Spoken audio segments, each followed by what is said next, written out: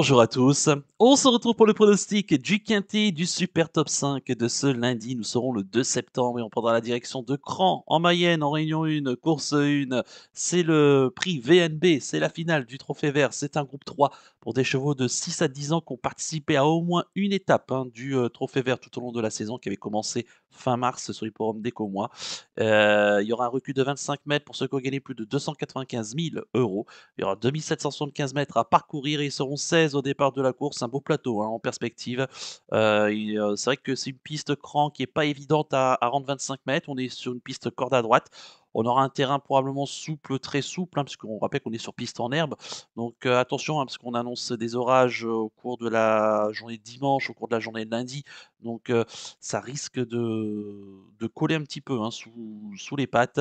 Et à noter également que le départ sera donné à 13h55, c'est le retour et oui, en cette rentrée des classes, retour des quintés Super Top 5 à 13h55, donc notez bien l'horaire. Juste avant de vous donner mon pronostic de cette finale du Trophée Vert, comme d'habitude, n'oubliez pas de liker la vidéo, de partager la vidéo, de commenter également la vidéo et de vous abonner à la chaîne si ce n'est pas déjà fait par avance et je vous en remercie.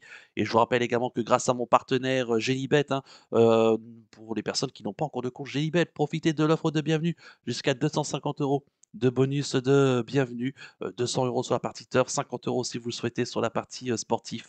Vous avez le lien pour vous créer un compte dans la description de la vidéo. Et pour connaître tous les détails de ce bonus de bienvenue, eh bien rendez-vous sur la page principale de ma chaîne YouTube. Il y a une vidéo qui est dédiée et qui vous explique tout. Et si vous avez la moindre question, n'hésitez pas à me contacter par mail qui se situe en bas de la description de la vidéo. Allez, je vais tout de suite et rapidement vous donner mes 7 préférés, tout en sachant qu'il y aura un cheval de regret.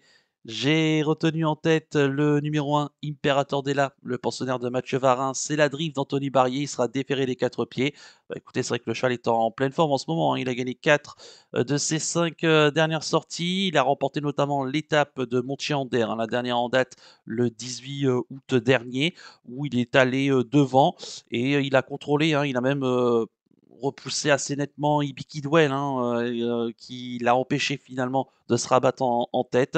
Il a fait fort ce jour-là, il a bien fait, même si bon, il était pas forcément très droit dans la phase finale, mais bon, il avait été maintenu après enquête ce jour-là. Donc, on avait Harit Sassi qui était deuxième, Philippe de Calvi sixième, Ibi Kidwell donc qui terminait neuvième en rendant 50 mètres, on le rappelle. Galad Crane qui était dixième et Grâce du Dijon 14e et Iron Jet qui avait été disqualifié. Bah, il affronte à peu près les mêmes une nouvelle fois. C'est un bon droitier.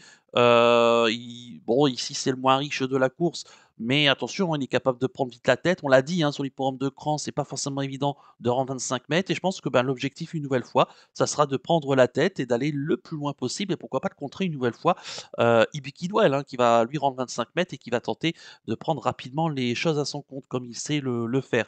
Alors, c'est un cheval de train, ce Imperator Della, il peut imprimer un train très sélectif. Et je pense que si ça se passe bien, s'il est sage, pour moi, sa place est sur le podium. En deuxième position, j'ai mis le 7 Harit Sassi, pensionnaire de Julien Leroulet. Il sera son entraîneur driver, il sera déféré des postérieurs. Le cheval qui vient donc de se classer deuxième de mon favori Imperator Della dans l'étape de Montchiander au mois de 18 août dernier. Auparavant, un échec à Granville, mais le cheval avait été ferré. Il avait remporté notamment l'étape d'Eoz au mois de mai et cinquième de l'étape d'Arras. Bah, écoutez, c'est un cheval qui sur les pistes en herbe sait vraiment tout faire. Alors lui, il aura l'avantage, c'est qu'il n'a pas trop couru cet été. Il a fait 2 courses de rentrée. Il va arriver ici sur cette finale avec de la fraîcheur. Et surtout, c'est qu'il part en tête, ce qui va être évidemment un plus, on le sait. Écoutez, s'il a le même parcours que la dernière fois, je pense que sa place, pour moi, lui aussi, est sur le podium. En troisième position, j'ai mis le 16, Ibiki Dewell, pensionnaire de Franck Leblanc, la drive d'Éric Raffin. Il sera déféré des 4 pieds. Éric Raffin, qui va le retrouver, puisque la dernière fois à Montchiander, il était en convalescence et c'était Pierre-Yves Vervac qui le remplaçait. Alors c'est vrai que ça s'était pas très bien passé dans l'étape de Montchiander. Il rendait 50 mètres. Le cheval qui a eu du mal à produire son effort et le terrain qui était un petit peu collant ce jour-là. Et le cheval a eu du mal à se rabattre en tête et il l'a payé pour finir. Donc une course, je pense, à effacer. Il faut reprendre évidemment foi de ses tentatives auparavant, notamment dans les étapes du GNT où il avait gagné très plaisamment l'étape du Croisé-la-Roche. où il avait pulvérisé l'opposition ce jour-là, en battant d'ailleurs très nettement le record de la piste, deuxième de l'étape de Laval et vainqueur probant de l'étape de Saint-Malo au mois d'août. Bah, écoutez, ici, l'engagement certes est favorable sur le papier parce que c'est celui qui a les meilleurs titres. Il rend 25 mètres, faudra quand même, alors c'est plus 50 mètres comme la dernière fois à Montchiander, mais là on rend quand même 25 mètres, c'est quand même pas évident. Faudra contourner, tous les chevaux du premier poteau, ce qui va pas forcément être une chose, très aisée, surtout qu'en tête, il y a quand même quelques chevaux de train, ce sera pas non plus évident quand même. Maintenant, c'est vrai qu'en classe pure sur le papier, le cheval, a vraiment, beaucoup d'atouts, dans son jeu, hein, bien évidemment. Après, on va vraiment le maintenir, en forme évidemment pour, la suite avec lui des opérations et notamment sur les étapes du GNT pour la deuxième partie de saison. Donc il faudra quand même une nouvelle fois compter avec lui. En quatrième position, j'ai mis le 14 Enzo Dessart, pensionnaire de Rodolphe Lagadoc qui en est son entraîneur driver, il sera déféré des 4 pieds. Enzo Dessart, hein, qui est le doyen de cette course, il est âgé de 10 ans, mais les pistes en herbe, hein, c'est vraiment, son truc. Il avait gagné l'étape de Fougères au mois d'avril. Ensuite, on l'avait vu quatrième de l'étape de Niort et troisième de l'étape de Granville. Donc ça, c'est son bilan, cette année. Il a finalement pas trop couru, hein, cette année, seulement à 5 reprises. Donc il va arriver ici, là encore, avec de la fraîcheur. À noter qu'il a déjà gagné, sur cette piste, c'était il y a 6 ans de cela, hein, donc ça remonte un petit peu. Mais bon, de toute façon, comme je l'ai dit, les pistes en neige, c'est son truc. Alors lui aussi, il rend 25 mètres, hein, donc sa marge de manœuvre semble réduite pour la victoire. Mais si, admettons, il prend le dos d'Ivi Kidwell ou s'il vient à être bien placé à l'entrée de la ligne droite, attention, il a une belle pointe de vitesse, il n'est pas incapable de venir, chipper, pourquoi pas une 3-4e place. En cinquième position, j'ai mis le 5, Indy de Gire, pensionnaire de Marc Sassier. C'est la drive de Guillaume Martin. Il sera déféré des 4 pieds pour la deuxième fois de sa carrière, hein. Il sera déféré des 4 pieds. La première fois, c'était une disqualification en janvier 2023 sur la grande piste de Vincennes. Alors c'est vrai que ces derniers temps, Indy de Gire a montré sa forme, hein, en se plaçant assez souvent. Alors c'est vrai que c'est un cheval, ça fait un petit moment qu'il n'a pas gagné, hein. Il faut remonter à novembre 2023 pour lui trouver sa dernière victoire. Il avait été deuxième de l'étape, d'Arras, quatrième de l'étape de Royan et ensuite il reste sur 2 courses sur le sable et sa troisième place notamment ferrée la dernière fois au Sables d'Olonne. Bah, écoutez ici, l'engagement est une nouvelle fois intéressant en tête. C'est un choix qui peut être également mené, près des chevaux de tête, hein, donc attention à lui. Il est bien placé au premier poteau et donc on l'a dit, hein, ces étapes, cette année sont plutôt bonnes, où il a donc pris, 2 places. Pour moi, il faudra compter avec lui, hein, ici, c'est un bon cheval. Je vous invite à quand même pas le condamner. Si on le défère des cas, c'est qu'on attend forcément un bon comportement de sa part. En sixième position, j'ai mis le 13, Hymne du Gers, pensionnaire de Jean-Michel Bazir.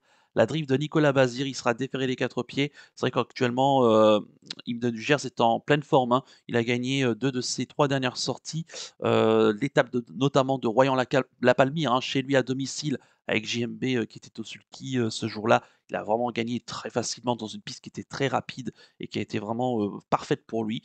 Deuxième ensuite d'un quintet super top 5 à Anguien à la fin du mois de juillet, remporté par un certain Hannibal Tullery qui a très bien couru ce samedi. On en reparlera tout à l'heure dans la rubrique du penalty du jour. Et puis la dernière fois dans le Prix de Provence, bah écoutez, il a profité de la faute en partant de Josco de Fitz. Il est venu très tôt près des chevaux de tête et il a repoussé Urella, sa compagne, pour finir, et Hello de Chaos qui avait très bien fini en léger retrait. Donc le cheval est en pleine forme en ce moment. Alors ici, il rend 25 mètres. La dernière fois, ils partaient tous au même poteau. Ça sera mon seul petite ombre au tableau. Parce que sinon, bah, c'est vrai que sur le papier, ben, quand il gagnait à Royan, il découvrait, hein, les tracés en herbe et ça s'était bien passé. Donc je vois pas pourquoi ici ça se repasserait pas bien. La ligne droite est assez longue. Voilà, maintenant c'est les 25 mètres. S'il y a du rythme dans la course, il peut pourquoi pas revenir et chipper une place. S'il n'y a pas de rythme et ça se neutralise en tête, ça va être compliqué de rendre la distance et les chevaux de devant, ils risquent de repartir. Donc avant coup, j'en ferai plus un placé qu'un gagnant. Et enfin, en septième position, j'ai mis le 6, Féline de Calvi, la pensionnaire de Loïc Vaubert, la drive de Noé Perron. Elle sera déférée des 4 pieds. Bah, il faut savoir que bon, cette année, elle a été impressionnante, hein, dans les étapes du Trophée Vert. Elle avait gagné à la surprise générale la première étape à fin mars du côté d'Écomois. Puis ensuite, bah, écoutez, troisième de l'étape d'Alençon, huitième de l'étape de Niort, septième à Royan, 2e sur celle de Granville début du mois d'août et 6e la dernière fois à Montchier-en-Der, mais bon, elle rendait 25 mètres, hein, la dernière fois, donc mais elle a quand même très bien couru, c'était assez propre en retrait. Ici, elle aura l'avantage de partir au premier poteau. Il faut savoir aussi qu'elle est 2e au classement général et il faut savoir que si elle termine dans les 3 premières, et ben, écoutez, elle va remporter le classement général. Donc ce qui est plutôt intéressant, ici, sachez que c'est Galad Crane actuellement, qui est, en tête et qui participe ici à cette finale.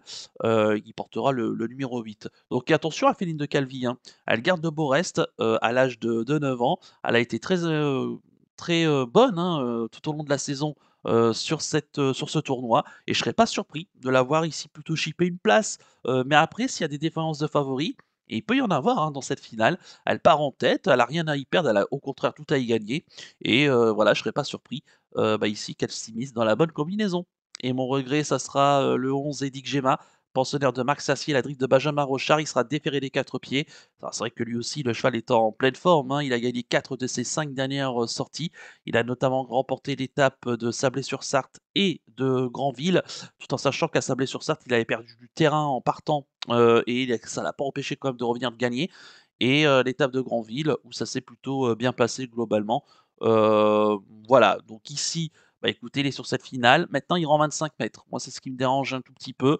On sait que donc on l'a dit, hein, on n'a pas cessé de répéter qu'à Cran, c'est compliqué dans de la distance. Mais s'il parvient à prendre les bons dos, et notamment celui du Big Well dans sa progression rapidement, c'est pas impossible lui aussi, hein, qu'il vienne s'immiscer dans la bonne combinaison. Maintenant, il fallait faire des choix et c'est vrai que j'ai privilégié quelques petits outsiders au premier poteau. Allez, on va passer tout de suite au ticket du chef.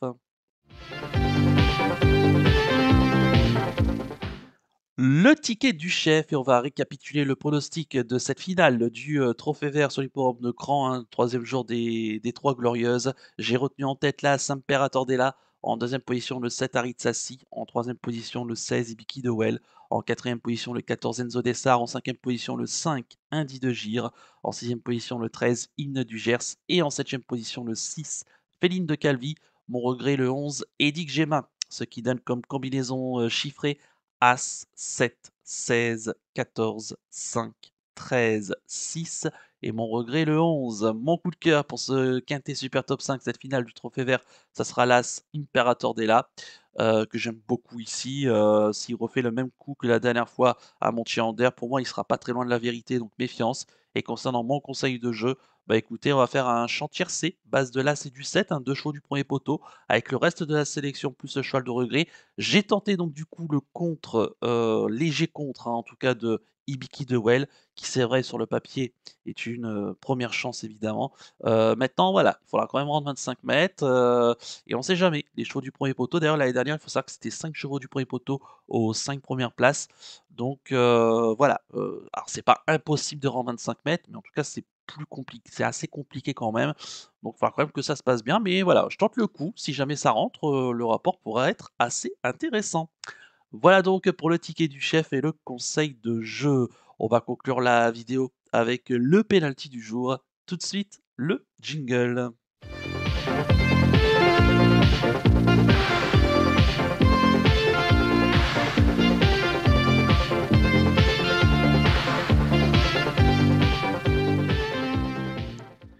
Le penalty du jour, auparavant, va venir sur, la 4e place d'Hannibal Tuileries ce samedi, du côté de Vincennes. Le cheval, bon, bah, écoutez, il a été un petit peu gêné dans le tournant final par un cheval qui était fautif, devant lui, hein, c'était Fonzi Pré et il a perdu du terrain, dans le tournant final et il est revenu très bien finir, échoué à la 4e place. Je pense que sans cette petite gêne, je pense qu'il aurait pu être 3e au passage du poteau. C'est dommage. On va pas le condamner évidemment, il court très propre, voilà, il a été mené comme il devait être mené, hein. C'est-à-dire, on a attendu et on l'a fait, finir.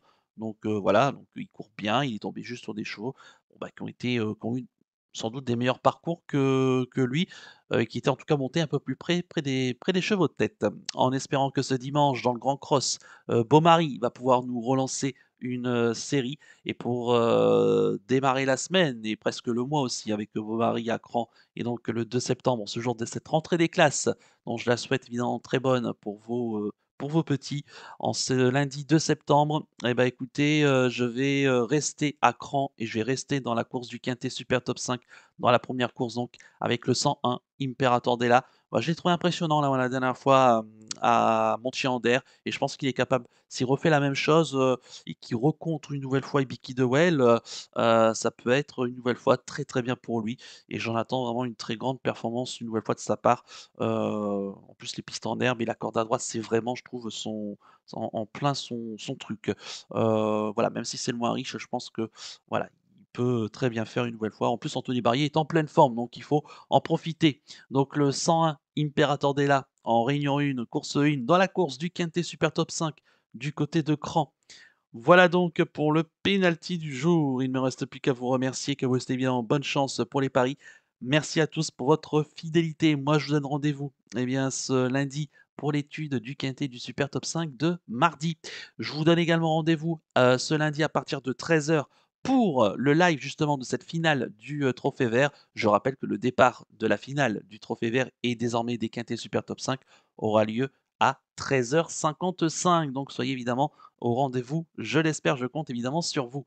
Je vous souhaite de passer une excellente semaine et surtout, comme d'habitude, prenez bien soin de vous. Ciao à tous.